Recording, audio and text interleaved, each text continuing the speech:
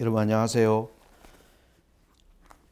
네, 우리 ABN이 2014년 신년 특집으로 지금 구성한 거대한 전환의 시대라는 제목의 오늘 네 번째 강의가 되겠습니다. 오늘 제가 여러분들과 함께 강의할 내용의 제목은 하나님의 예언 전개 방식. 우리의 시대에 지금 시대적 큰 변화들이 일어나고 있습니다. 정치적으로 또 종교적으로 경제적으로 여러 체제의 지금 변화들을 보고 있는데, 이러한 변화를 우리가 어떻게 우리의 시대를 이해해야 되고 또 앞으로의 변화가 어떠한 방향으로 가는지를 우리는 이 성경을 통하여 지금 우리 시대를 진단하고 또 앞으로의 변화를 예측할 수 있어야 된다는 그런 의미에서 이번 시리즈로 하는 예언의 이 내용이 바로 거대한 전환의 시대라는 제목입니다. 지난 제가 세 번에 걸쳐서 강의를 했는데, 그걸 잠시 짧게 요약을 드리면, 첫 번째 강의는 세계화의 명암이라는 제목으로 강의를 했습니다. 그것은 뭐냐 하면, 지금 오늘날 이 시대에 사회주의가 무너지면서 신자유주의 시대가 적극적으로 이제 도래된 것이 21세기였습니다. 그런데 이 신자유주의 시대로 명명된 서구 미국을 대표한 서구 자본주의가 심각한 자본주의가 붕괴되기 시작하면서 지금은 오히려 세계화와 아우러 세계화가 모든 세상의 이 가난한 사람들을 양산하면서 사회적 약자들과 그리고 일부 정치 세력들은 탈세계화를 부르짖는 이러한 가운데 지금 우리가 살고 있습니다. 그러므로 저는 우리가 큰 시각에서 볼 때 오늘날 우리가 앞으로 2014년 이후를 살아가는 우리의 시대는 세계화와 탈세계화 사이에서 일어나는 거대한 갈등으로 말미암아 일어나는 변화가 있을 것을 제가 서론적으로 말씀을 드렸고요. 그리고 두 번째 시간에는 이러한 우리의 변화를 이해하기 위해서는 우리에게 지금 예언의 영이 간절하게 필요된다는 것을 여러 성경의 사례를 통하여 말씀드렸습니다. 예수님 당시에, 바로 예수님이 이 땅에 메시아로 오실 당시에 로마라고 하는 나라가 이제 공화정 체제에서 황제 체제로 바뀌어지는 그 변화의 시기에 침례 요한에게 하나님의 거룩한 영이 임하셨고, 그리고 예수님도 그러한 하나님의 선지자로서 자신의 사업을 시작한 것을 볼 수가 있고요. 그리고 1844년에 윌리엄 밀러의 재림운동을 통하여 또 이 우리 SDA를 세우면서 하나님이 예언의 영을 부으신 것은 바로 그 시대에 1798년 이후로 거대한 과학과 그리고 새로운 문명들이 다가오는 변화의 시대. 여러분 19세기가 지나가면 우리는 1, 2차 세계대전을 보지 않습니까? 그러한 변화에서 오는 거대한 충돌들이 있는 그러한 시대를 준비하게 하기 위해서 하나님께서 이 SDA 계열을 1865년에 세우시고 예언의 영을 충만히 부어주셨다는 것입니다. 그런데 오늘 우리 시대에 우리의 변화는 뭐냐 하면, 하나의 세계를 다스리는 거대한 두 축, 사회주의와 자본주의라고 하는 이 두 축이 붕괴되면서 이제 세상에 어떠한 체제가 앞으로 다가와야 될 것인가 하는 이 변환의 때에 우리가 준비하고 또 예수님의 재림을 촉진하고 또 사람들을 일깨우기 위하여, 그리고 앞으로의 세상이 어떻게 변화될지를 우리는 예언하기 위해서 절실히 예언의 영이 필요된다라고 말씀을 드렸습니다. 그리고 세 번째 시간에는 지금 우리가 살고 있는 21세기 2014년은 마지막 때의 마지막이라고 하는 사실을 제가 예언 강의를 통해서 계속 강조하고 있는 내용입니다. 1798년 이후로 마지막 때가 지금 200여 년 동안 이제 그 시대가 지금 진행되어 오고 있는데, 지금 우리는 이 200여 년의 마지막 때의 마지막을 살고 있는데, 성경에 하나님의 말씀인 성경이 바로 이 마지막 때의 마지막을 집중적으로 조망하고 있음을 우리는 예언의 곳곳에 마지막 때에 관한 예언에서 그것을 살펴보았습니다. 자, 이제 오늘은 그러면 하나님께서 우리가 이러한 예언을 우리 시대의 변화를 이해하기 위한 예언을 우리가 이제 앞으로 다음 주부터 우리가 본격적으로 그러한 것을 공부하게 될 텐데요. 이제 그러한 것들을 우리가 자세하게 이제 공부해 나가기 위해서는 하나님께서 어떻게 예언을 전개해 오셨는지를 우리가 그것을 좀 한번 추적해 보는 것이 앞으로의 예언 연구를 하는 우리의 자세의 중요한 패러다임의 방향을 제시해 준다라고 생각이 됩니다. 그래서 오늘 이 하나님의 예언 전개 방식에 관하여 우리가 좀 생각하도록 하겠습니다. 여러분, 저는 오늘 특별히 두 가지로 말씀을 드리겠습니다. 남방 유다가 이제 바벨론에 의하여 몰락되는 시대, 그 시대에 하나님께서 남방 유다가 어떻게 바벨론으로 몰락해 가는지를 당신의 선지자들을 통하여 어떻게 말씀하셨는지를 우리가 한 예로 추적해보고, 또 하나는 이제 다니엘과 계시록에서 하나님께서 자신의 그 보여주시는 예언을 어떠한 방식으로 하나하나 전개해 나가시는지를 우리가 살펴보면서 지금 오늘날 우리의 시대를 알기 위하여 마지막 때에 관한 예언을 연구하는 데 있어서 우리가 어떠한 방식으로 연구해 나갈 것인지를 이해할 수 있게 되겠습니다. 자, 우리 다 함께 열왕기하 20장의 말씀을 보겠습니다.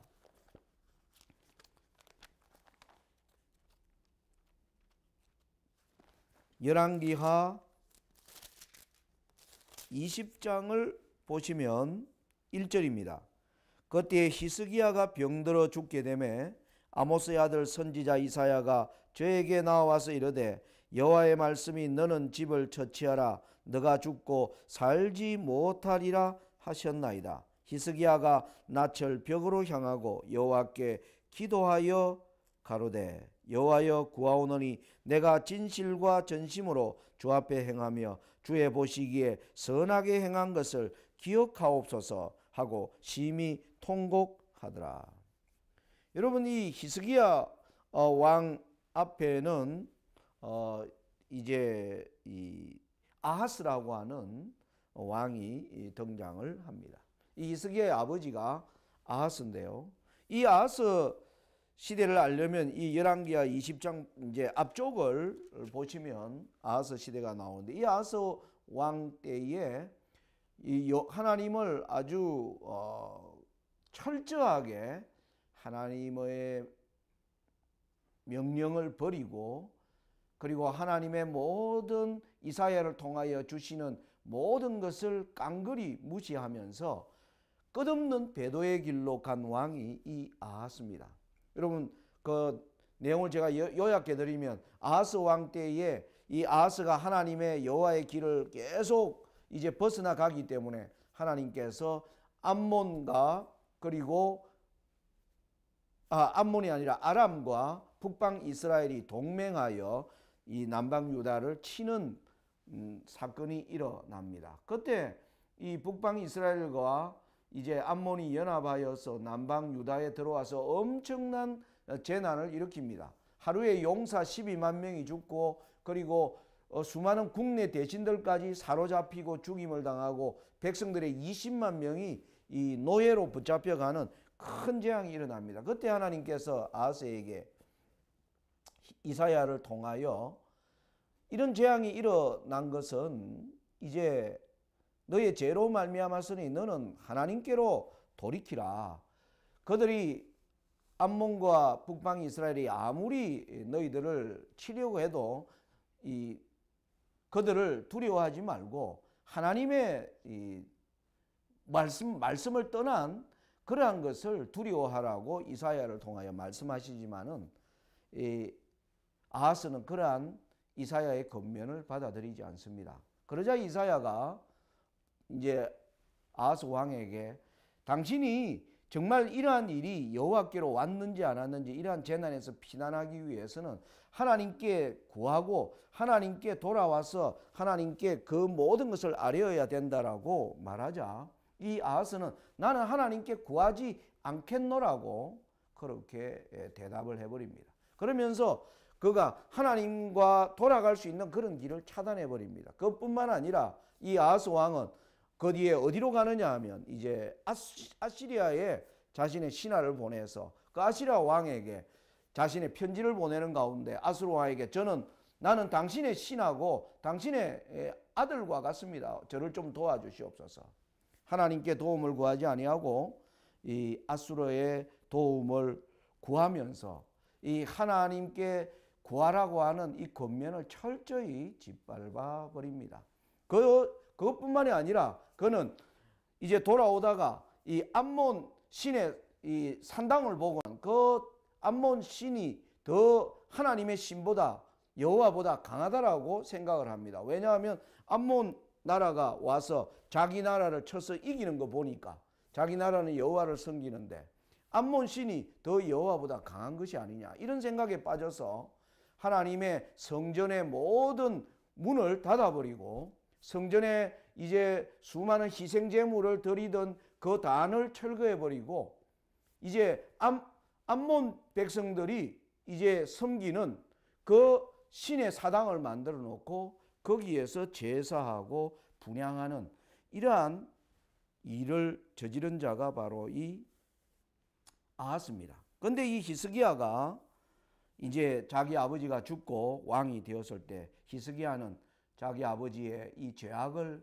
이제 깨닫고 그러한 길에서 돌이켜서 이제 하나님을 따라 충실하게 살아가는 가운데 여기 오늘 열왕기하 20장에는 이 히스기야가 병들어 죽게 되었는데 하나님의 말씀이 그에게 알려진 것은 네가 죽고 그 다음에 더 이상 살지 못하리라는 그러한 증가를 받게 되자 여기 히스기야가 하나님께 울면서 자신을 이제 더 자신의 속절없는 상태를 불쌍히 보아달라는 그러한 기도를 하나님께 드리자 하나님께서 놀라운 일을 하시는 것이 나오죠. 그게 여러분들이 잘 아시는 것처럼 우리 5절 보겠습니다. 열왕기하 20장 5절. 너는 돌아가서 내 백성의 주관자 히스기야에게 이르기를 왕의 조상 다윗의 하나님 여호와의 말씀이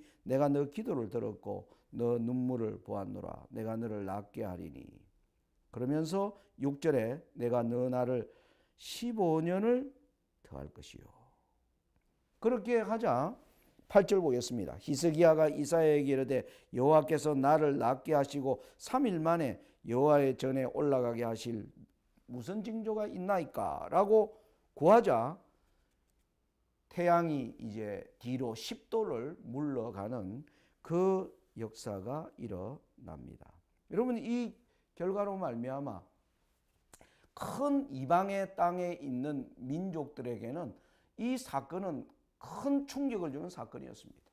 모든 여러분들이 아시는 것처럼 이방 나라들은 태양의 신을 숭배하고 그들은 당시에 시각을 알리는 것이 거대한 태양을 향한 탑을 세우고 그 탑 주변에 태양이 이제 그림자를 만드는 이 일형표를 따라 그들은 시각을 점치고 했는데 그들이 지금까지 보지 못한 일형표가 뒤로 갑자기 물러나는 이 놀라운 일이 생기게 되자 드디어 그때 바벨론의 사자들이 이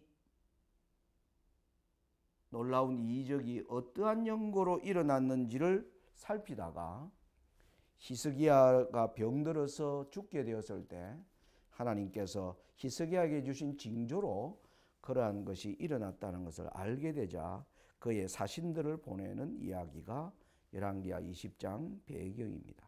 그런데 여러분 아시는 것처럼 이 히스기야는 이때 하나님을 알릴 수 있는 이방 땅에 여호와의 놀라우신 권능과 창조주임을 알릴 수 있는 아주 좋은 기회를 맞이했는데 히스기야는 그것을 그 아버지처럼 발로 차버립니다. 오히려 바벨론 사신이 그에게 오게 되자 그는 스스로 자신을 높이고 또 자기의 궁전에 있는 화려한 것들을 보여주면서 자신을 높이는데 몰두하게 되자 하나님께서 이때 이사야를 통하여 들려주시는 말씀이 열왕기하 21장 16절입니다. 이사야가 히스기야에게 이르되 여호와의 말씀을 들으소서. 여호와의 말씀이 날이 이르리니 무릇 왕궁의 모든 것과 왕의 열조가 오늘까지 쌓아두었던 것을 바벨론으로 옮긴 바 되고 하나도 남지 아니할 것이요 또 왕의 몸에서 날 아들 중에서 사로잡혀 바벨론 왕궁의 황관이 되리라 하셨나이다. 여러분, 이때 비로소 유다 땅에 바벨론이 침공에 들어올 것을 하나님께서 말씀하십니다. 남방 유다가 북방 이스라엘이 아수르의 침공을 받아 망한 것처럼 남방 유다에는 바벨론이 와서 남방 유다를 이제 침공에 들어올 것을 하나님께서 비록 이 히스기야에는 그와 같이 보여줍니다. 여러분, 그 이후에 여러분 히스기야 다음으로는 므낫세가 있고 므낫세 다음에 아몬 왕이 이 다 여호와를 떠나는 왕이죠. 그런데 요시야 왕 때에 우리 열왕기하 22장에 보면 이 요시야는 므낫세 아몬으로 이어지는 대배도의 시대에 하나님께서는 이 악을 이제 저지시키기 위하여 아주 어린 나이에 요시야 8살의 왕을 이제 세웁니다.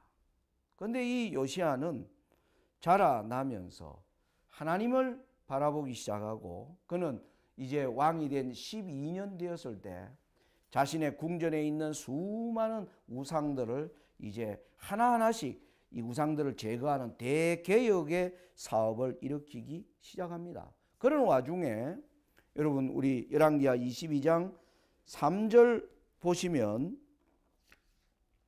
요시야 왕 18년에 왕이 머술람의 손자 아살리아 아들 서기관 사반을 여호와의 전에 보내며 가로되, 그러면서 이제 하나님의 전을 수리하는 얘기가 나옵니다. 5절 끝에 여호와의 전 역사 감독자의 손에 붙여 저희로 여호와의 전에 있는 공장에게 주어 전에 퇴락한 것을 수리하게 하되.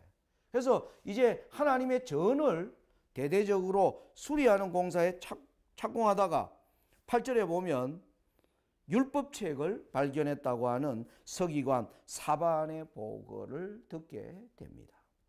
그래서 8절 이후에 보면 이 율법책의 말씀을 이제 봉독하는 그 내용을 보면서 하나님께서 모세를 통하여 주신 율법과 그리고 그 하나님의 백성들이 하나님의 율법을 떠났을 때 받을 재앙이 무엇인가를 배우면서 이 요시야는 마음에 깊은 감동을 받게 됩니다.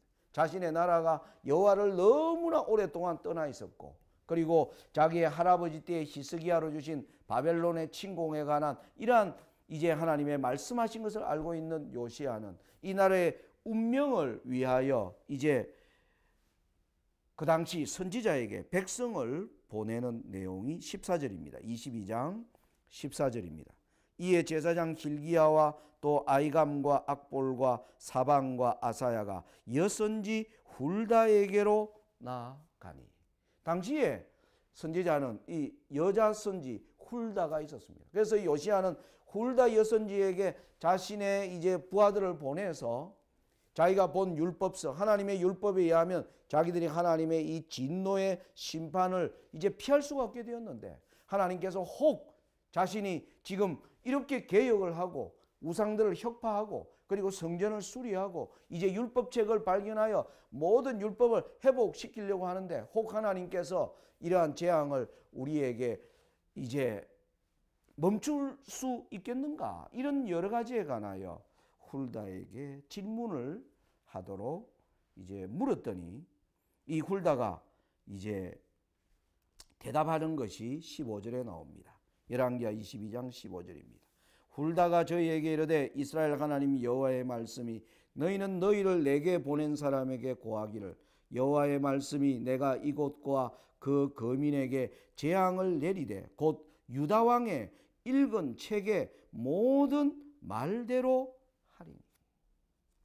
여기 하나님께서 훌다를 통하여 보여주는 것은 뭐냐면 네가 개혁을 하고 한 것은 참으로 여호와 하나님께 보기에 아름답고 좋은 일이나 이 백성이 여호와를 떠난 이 죄악이 너무나 깊기 때문에 그들에게 율법에 기록된 모든 재앙을 철회할 수는 없다는 것이 하나님이 여선지를 통하여 요시야에게 분명하게 전해진 말씀이었습니다. 그러면서 이 요시야에게는 20절 보시면 그러므로 내가 너로 너의 열조에게 돌아가서 평안히 묘실로 들어가게 하리니 내가 이곳에 내리는 모든 재앙을 너가 눈으로 보지 못하리라 하셨느니라. 내가 이 재앙을 네 때에는 내가 내리지 않겠노라.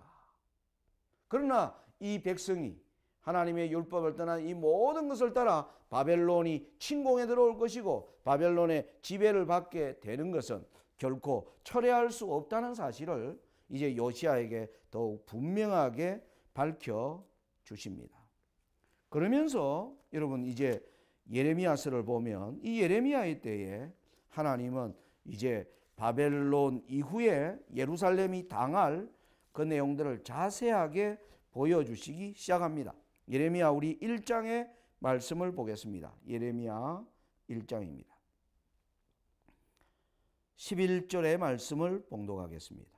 여호와의 말씀이 또 내게 임하니라. 이르시되 예레미야야 너가 무엇을 보느냐?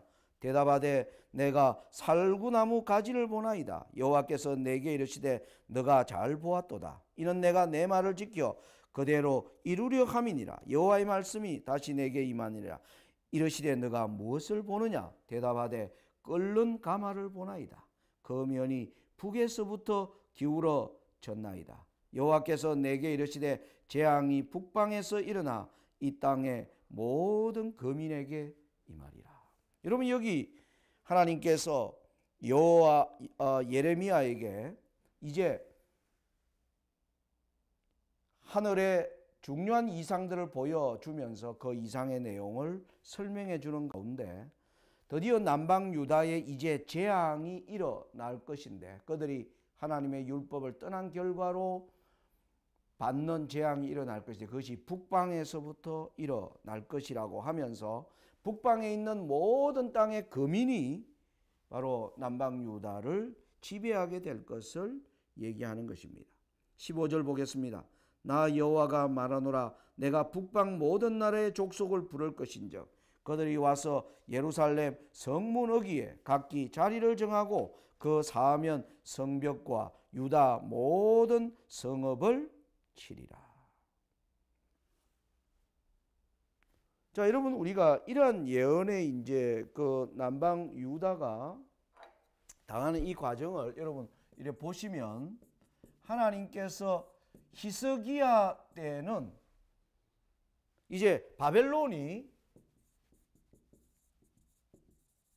예루살렘을 침공에 들을 것을 히스기야에게 보여주십니다. 그러면서 우리가 본 요시야에는 이 모든 것이 하나님의 율법을 범한 결과로 이제 일어나는 재앙이 될 것이며 이 재앙이 결코 철회되거나 또 연기되거나 하지 않을 것임을 요시야에게 보여주십니다. 그리고 예레미야에게는 드디어 이제 북방에서 오는 민족들이 남방 유다를 지배하는 시대에 대한 그림을 보여주시는 것입니다. 그것이 여러분 아시는 것처럼 바로 바벨론이 이제 북쪽에 유브라데 강물을 바벨론이 이제 유다를 침공해 들어오기 위해서는 여러분 남방 유다의 서쪽은 전부 사막입니다. 그래서 언제나 예루살렘을 치러 들어오는 민족은 북쪽에서 내려오기 시작했습니다. 그래서 북방에서 바벨론이 내려오고 그 뒤에 페르시아, 헬라, 로마, 이 유대를 지배하는 예루살렘을 지배하는 모든 나라들은 예루살렘 위치에서 보면 전부가 북쪽에서 내려온 민족들의 지배를 받는 이 예언들이 구체적으로 자세하게 보여진다는 것입니다. 그러면서 여러분들 이제 예레미야 29장으로 가시면요. 29장 10절 보겠습니다. 나 여호와가 이같이 말하노라. 바벨론에서 70년이 차면 내가 너희를 권고하고 나의 선한 말을 너에게 실행하여 너희를 이곳으로 돌아오게 하리라. 여러분 29장 10절에는 그들이 바벨론에서의 70년의 포로 생활과 그 후에 예루살렘으로 돌아오게 될 것에 대한 이런 예언들이 하나하나 구체적으로 자세하게 전개되고 있다는 것입니다. 우리가 하나님의 마지막 우리 시대의 예언을 이해하기 위해서는 하나님께서 예언을 처음에 이제 그 예언이 어떻게 성취될 것을 하나하나 보여주는 것을 우리가 잘 추적해 갈 때 예언의 전체적인 그림을 이해할 수 있다는 것입니다. 자, 이런 방식이 우리가 다니엘과 요한계시록의 예언 전개 방식에서도 그것이 그대로 전개된다는 사실입니다.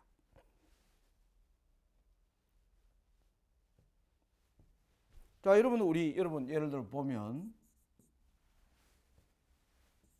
다니엘 2장과 여러분 다니엘 7장의 예언을 보시면 금, 은, 동, 철 이 네 나라가 나오고 이와 똑같은 방법으로 다니엘 7장에 사자, 곰, 표범 그리고 열뿔 가진 넷째 짐승 이 다니엘 2장을 기초로 다니엘 7장은 넷째 짐승을 보여주면서 다니엘 2장에서 보여주지 않는 작은 뿔을 이제 하나님께서 보여주는 이러한 전개 방식의 예언이 우리 다니엘 2장과 7장의 예언의 패턴에서 나타나고 있다는 것입니다.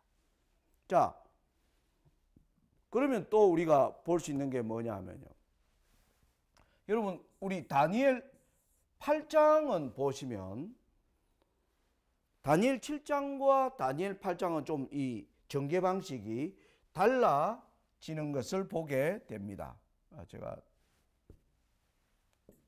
자, 여러분 다니엘 7장과 다니엘 8장을 보시면 다니엘 7장에는 큰 나라가 네 나라가 나왔죠. 사자, 곰, 표범, 넷째 짐승. 그리고 넷째 짐승 이후에 작은 뿔이 올라왔습니다. 자, 이와 같은 나라의 패턴을 다니엘 7장에 보여줬는데 하나님께서 다니엘 8장에서는 7장의 패턴으로 나오다가 이상하게 전개됩니다. 예를 들면 다니엘 8장에는 제일 먼저 나오는 게 수양이 등장을 합니다. 그리고 수염소가 등장을 합니다. 두 짐승이 등장을 하고 짐승은 두 마리가 등장하고 이 수염소 이후에 작은 뿔이 바로 등장합니다. 이게 하나님께서 우리가 이 예언을 전개하면서 우리가 어떻게 이해해야 하는 것인가 하는 좋은 그림이 됩니다. 여러분 이 2장에 금, 은, 동, 철의 방법으로 네 나라 이후에 작은 뿔이 나온다면 여기에도 뭔가 다니엘 8장도 작은 뿔이라고 하는 게 같이 등장을 한다고 한다면 7장의 패턴과 뭔가 같아야 되는데 7장의 패턴과는 다른 것입니다. 그런데 알 수 있는 것은 곰과 수양이 같은 존재임을 알게 됩니다. 이 곰은 몸 한편을 들고 있는 모습이 나왔습니다. 그런데 수양은 두 뿔이 있는데 하나는 길고 하나는 짧아서 곰이 균형을 잡지 못하는 것처럼 수양도 균형을 잡지 못하는 장면에서 곰과 수양이 같은 것임을 알 수 있습니다.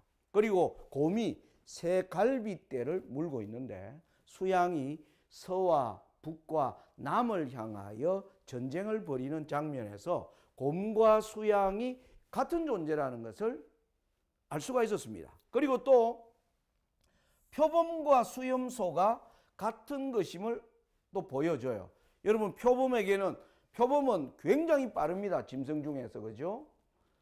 굉장히 빠른 것이 바로 자칼이라고 하는 시속 120km까지 달리는 굉장히 빠른 짐승이 바로 표범입니다. 그런데 이 표범에게 새의 날개가 4개가 있어요. 그래서 이 짐승은 굉장히 빠른 짐승입니다. 그런데 여기 보면 여러분들이 8장을 읽어보시면 수염소가 얼마나 빠르냐 하면 발이 땅에 닿지 않았다. 그렇게 표현하고 있습니다. 발이 땅에 안 닿았다는 말은 날아가는 속도로, 엄청나게 빠른 속도로 진행하는 것을 보여주는 같은 설명입니다. 그리고 또 표범에게는 머리가 4개 있었는데 수염소에게 현저한 뿔이 뽑히자 그 이후에 4뿔이 등장하는 것을 보면 이 곰과 표범, 수양과 수염소가 바사와 헬라를 가르쳐주는 중요한 예언의 패턴이 같이 등장했다는 겁니다. 그런데 여러분, 이 문제는 그러면 넷째 짐승인 로마가 다니엘 8장에는 생략되어 없다는 것입니다. 왜냐하면 작은 뿔이 등장하려면 여러분, 표범 다음에 넷째 짐승이 등장하고 작은 뿔이 등장한다면 수양, 수염소가 나오고 또 무슨 짐승이 있으면서 작은 뿔이 나와야 하는데, 여러분이 다니엘 8장을 읽어보시면 수양과 수염소는 등장하고 수염소의 4뿔 이후에 그 뿔 중에 한 방향에서 작은 뿔이 올라오는 것을 이렇게 전개하는 것은 어떤 의미가 있는가 하는 것입니다. 이것을 이제 설명해 주는 것이 바로 다니엘 11장입니다. 다니엘 11장.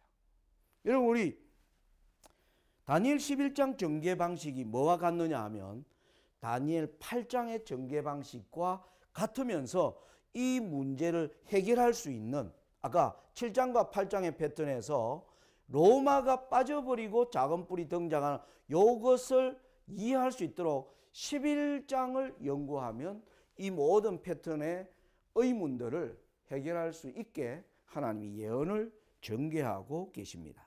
여러분, 우리 다니엘 11장 한번 보겠습니다.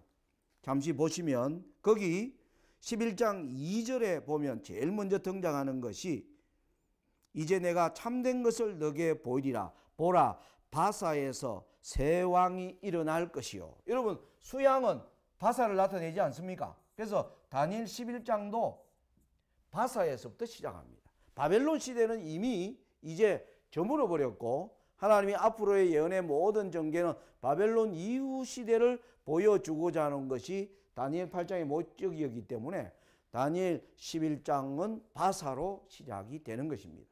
자, 그러고 나서 여러분 이제 3절로 보시면 장차 한 능력 있는 왕이 일어나서 큰 권세로 다스리며 임의로 행하리라. 그러나 그가 강성할 때에 그 나라가 갈라져 천하 사방에 나누일 것이요. 자, 수염소가 현저한 뿔이 있다가 4뿔이 생기는 것처럼 강한 왕이 있다가 그 나라가 4방향으로 갈라지니까 똑같은 패턴으로 다니엘 11장이 8장의 패턴을 따라 바사와 헬라의 4나라로 갈라지는 것을 보여주고 있는 것입니다. 자, 그러다가 여러분 이제 그 뒤에 보면 5절에 11장 5절입니다. 11장 5절부터 보면 다니엘 8장에서는 전혀 또 등장하지 않는 패턴이 나옵니다.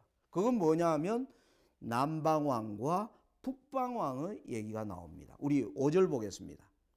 남방의 왕은 강할 것이나 그렇게 나오죠. 그 다음에 6절 몇 해 후에 그들이 서로 맹약하려니 곧 남방왕의 딸이 북방왕에게 나와서 화친하리라. 여기에서는 헬라 이후 시대를 남방왕과 북방왕의 시대로 보여주고 있다는 것입니다. 8장의 패턴과 또 다르게 보여져요. 그런데 이걸 이제 자세히 여러분들이 살펴보시면 이 문제를 해결하기 위한 하나님의 예언을 전개하는 방식을 우리가 여기서 이해할 수가 있게 됩니다. 여러분, 이 다니엘 11장은 그 이후에 보면 여러분 우리가 이제 다음 주에 공부하게 될 11장 여러분 40절을 한번 펼쳐 보시기 바랍니다. 11장 40절 보면 마지막 때에 남방왕이 그를 찌르리니 북방왕이 병거와 마병과 많은 배로 이렇게 나옵니다.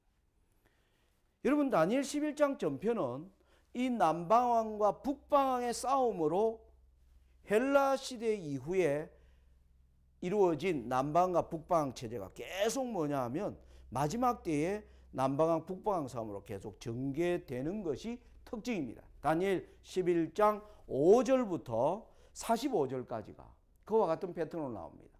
그런데 오늘은 우리가 11장을 자세히 연구하지 않습니다. 앞으로 우리가 이제 계속 이 전환의 시대를 공부하면서 이제 우리는 이 내용들을 자세히 보게 될 텐데요.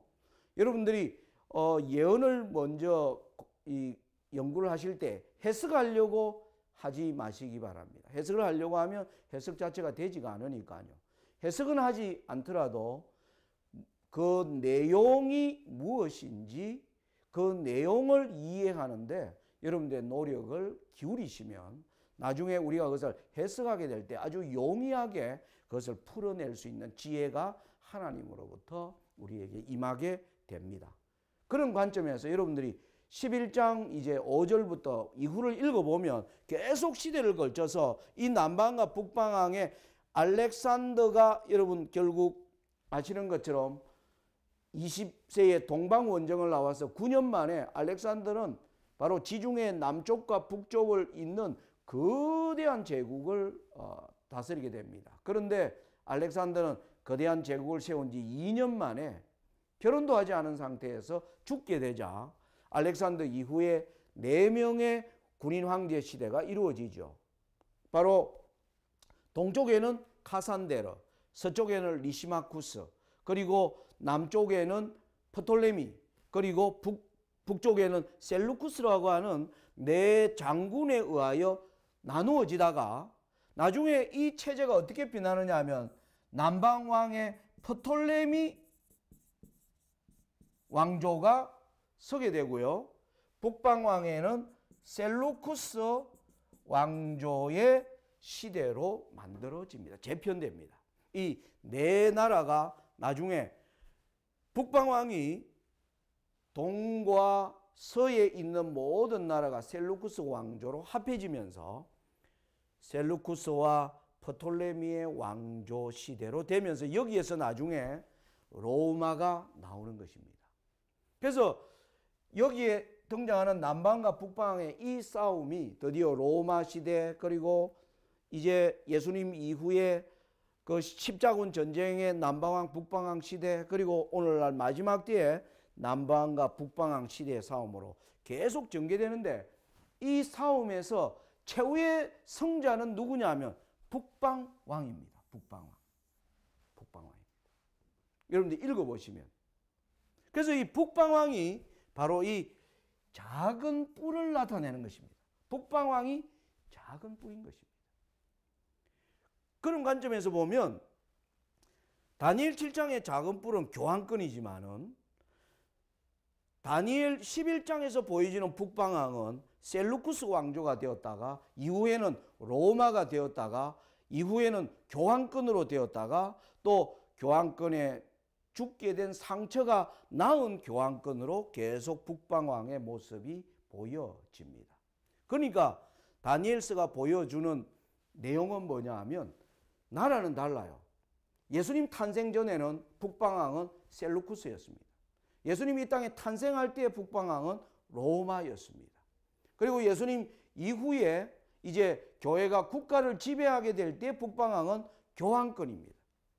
그리고 또 이 교환권이 1798년에 죽임을 당하지만은 이 교환권이 다시 미국을 위시하여 전 세계를 자신의 지배하에 넣게 되는 것도 교환권입니다. 그래서 알렉산더 이후에 계속 이어지는 셀루쿠스 왕조, 로마, 교황권, 살아나는 교황권, 이 모든 것을 뭐라고 한마디로 똑같이 한 단어로 북방왕이라고 설명하고 있는 거죠. 그것이 곧 무슨 말이냐 하면 다니엘 8장에서 넷째 짐승이 없이 작은 뿔이라는 것은 8장에 나오는 작은 뿔은 교황권만을 나타내는 것이 아니라 넷째 짐승인 로마도 이 작은 뿔에 포함시킨 개념으로 하나님께서 예언의 내용을 확대하시고 또 현미경처럼 더욱더 축소해서 보여주는 방식으로 예언을 전개하고 계신다는 것입니다.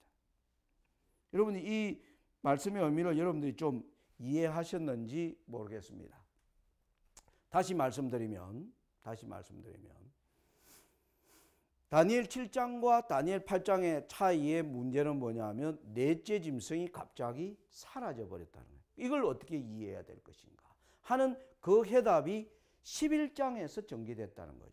11장은 헬라 이후에 남방과 북방의 싸움이 마지막 때의 싸움으로 보여지는데 결국 남방과 북방왕 중에 싸움을 이기는 자는 북방왕으로 나옵니다. 그러므로 북방왕이 누구라는 겁니까? 다니엘 8장에 나오는 작은 뿔이 북방왕임을 보여주는데 이 북방왕은 시대에 따라 마치 여러분 나방이 되기 위하여 나방이 처음에 꽃이처럼 나무에 붙어 있다가 거기 또 애벌레가 되고 허물을 벗으면서 나방이 되는 것처럼 이 북방왕은 시대마다 변천하는 것입니다. 예수님 탄생 전에는 시리아로 대표되는 셀루쿠스 왕조, 예수님 탄생 때는 로마로, 그리고 그 이후에 500년이 지난 이후에는 교황권으로, 그리고 오늘날 우리 시대에는 죽게 된 상처가 살아나는 교황권으로. 그래서 각 시대마다 북방왕의 정체는 다르지만 그 모든 나라들을 뭐라고 설명했느냐 하면 북방왕이라는 단어로 설명한 것은 바로 다니엘 8장에 넷째 나라를 빼고 로마가 빠지고 작은 뿔이 된 이 작은 뿔은 교황권만을 지칭하는 것이 아니라 로마도 작은 뿔이고 교황권도 작은 뿔이라는 것을 그와 같은 관점으로 하나님께서 보도록 예언을 전개하고 있다는 것입니다. 자, 이 패턴이 여러분 우리 이제 다니엘 또 7장과 여러분 이제 다니엘과 계시록을 연결해 주는 예언은 다니엘 7장과 계시록 13장의 예언의 패턴으로 하나님께서 열어가시는 법을 보게 됩니다. 여기 사자, 곰, 표범, 그리고 넷째 짐승의 열뿔이 등장하고요. 그러면서 이제 작은 뿔인 교황권이 등장하는 이 패턴을 따라 계시록 13장에는 바다에서 올라오는 짐승이 이 모든 특징을 가진 다니엘 7장의 교황권임을 보여주는 패턴으로 또다시 등장을 합니다. 그러면서 다니엘 7장이 전혀 보여주지 않는 땅에서 올라오는 짐승인 미국을 보여주는 방법으로 하나님께서 다시 예언을 보다 더 자세하게 그 시대 이후를 보여주는 이 방식이 예언의 패턴에서 등장하고 있다는 것입니다. 자, 이 계시록 13장의 패턴은요, 계시록 17장의 패턴에서 또 우리가 볼 수가 있습니다. 자, 계시록 13장은 다니엘 7장에는 첫째, 둘째, 셋째, 넷째, 다섯째 바벨론, 페르시아, 헬라, 로마 교황권 이후에 바로 여섯 번째인 미국의 땅에서 올라오는 짐승인 미국을 보여주는 이러한 패턴에서 계시록 17장도 계시록 13장의 패턴을 따라 이 다섯은 망하였고 과거로 보여주고 계시록 13장에 나왔던 미국은 현재 현존하는 세력으로 보여주면서 그 이후에 7번째와 8번째인 미래 세력의 연합을 자세하게 보여주는 방식으로 예언이 전개되고 있다는 것입니다. 자, 이런 예언의 패턴을 우리가 이제 분명히 이해를 하게 되니까 오늘날 우리 시대에 일어나는 이제 변화를 이해하기 위하여 우리가 이제 앞으로 예언의 각 내용들을 오늘 마지막 때의 마지막을 보여주는 이제 예언을 통하여 우리는 이 시대에 어떤 시대가 우리에게 다가오는가를 살피게 될 것인데, 이러한 하나님의 예언의 전개 방식을 우리가 충분히 이해할 때 그와 같은 방식으로 우리는 성경을 연구해야 된다는 것입니다. 여러분, 이제 이사야서 말씀을 하나 보고 오늘 말씀을 마치겠습니다. 여러분, 이사야서 34장입니다.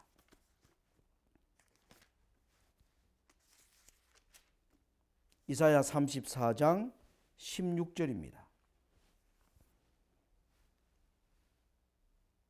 너희는 여호와의 책을 자세히 읽어보라. 이것들이 하나도 빠진 것이 없고 하나도 그 짝이 없는 것이 없으리니 이는 여호와의 입이 이를 명하셨고 그의 신이 이것들을 모으셨습니다. 여러분, 이사야 34장은 바로 하나님께서 이제 하나님의 말씀을 짓밟는 모든 열국을 향하여 하나님이 드디어 보응하는 그 심판이 일어나는 그 내용이 담긴 것이 이사야 34장입니다. 그래서 34장의 말미에 이 너희는 여호와의 책을 자세히 읽어보라. 오늘 우리가 하나님의 예언의 말씀을 자세히 이와 같은 하나님이 예언을 전개해 주는 방식을 따라 우리가 겸허한 마음으로 우리가 예언을 연구해 나갈 때 하나님께서 우리에게 지난날 당신의 백성에게 주셨던 충만한 예언의 영과 그리고 오늘 이 시대의 변화를 이해할 수 있는 그러한 영적 안목을 저는 하나님께서 우리에게 주시리라고 분명히 믿는 것입니다. 자, 오늘 이 말씀을 마치면서 다음번에는 우리가 이제 본격적인 이제 예언을 통하여 그것을 살피게 되겠습니다. 다니엘 이제 11장 40절에 마지막 때에 남방왕과 북방왕을 우리가 이제 찾아서 이제 예언을 해석에 들어가면서 우리 시대에 대한 보던 구체적인 그러한 예언을 우리가 살피게 되겠습니다. 기도드리고 마치겠습니다. 자비로우시고 은혜로우신 하나님 우리 아버지, 주님께서 참으로 이 땅에 일어나는 모든 일들과 또 우리의 죄악과 우리의 범죄로 인하여 우리가 당할 모든 재앙들을 하나님 당신의 선지자들을 통하여 경고하시고 또 하나님의 말씀으로 돌아오도록, 그래서 주님의 말씀을 따라 돌아갈 때 거기에 하나님께서 만들어 놓으신 피난처가 있음을 우리로 알게 하시기 위하여 주님 하늘의 비밀한 곳을 열으시고 우리에게 당신의 하시고자 하시는 모든 일들을 펼쳐주시는 이 하나님의 말씀 앞에 우리 모두가 설 수 있게 도와 주시옵소서. 주님, 오늘 우리가 살아가는 2014년 이 시대는 전 세계가 참으로 과학을 의지하고 정말 모든 문명이 발전하였지만은 여호와를 아는 지식은 정말 이 땅에서 사라져버리는 그러한 거대한 배도의 시대에 우리가 살고 있습니다. 주님, 이러한 배도의 시대에 하나님의 말씀을 떠난 세상이 당할 운명을 우리는 성경을 통하여 분명히 이해하고 볼 수 있는데, 주님, 오늘 우리 시대에 일어나는 이러한 참된 변화와 또 우리가 하나님 앞으로 돌아가기 위하여 우리가 무엇을 하나님 앞에 회개하고 돌아가야 할지 주님 우리에게 당신의 말씀을 우리에게 펴게 도와 주시옵고 이 말씀을 통하여 우리의 심령이 새롭게 되고 우리의 삶과 우리의 일터와 우리의 가정과 우리의 속한 교회가 하나님의 은총받는 그러한 삶이 되도록 축복하여 주시옵소서. 예수님 이름으로 간절히 기도드리옵나이다. 아멘.